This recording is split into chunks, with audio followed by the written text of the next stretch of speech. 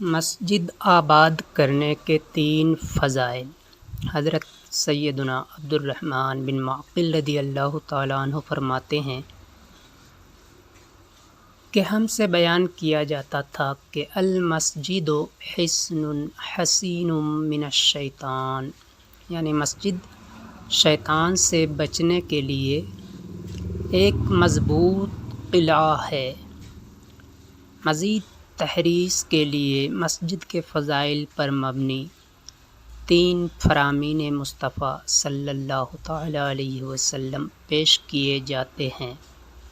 Number 1، بے شک اللہ عز و جل کے گھروں کو آباد کرنے والے ہی اللہ والے ہیں۔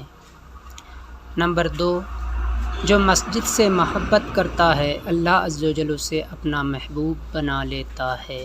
نمبر 3، جب کوئی بندہ ذکر یا نماز کے لیے مسجد کو ٹھکانہ بنا لیتا ہے تو اللہ عز و جل اس کی طرف رحمت کی نظر فرماتا ہے، جیسا کہ جب کوئی غائب آتا ہے تو اس کے گھر والے اس سے خوش ہوتے ہیں۔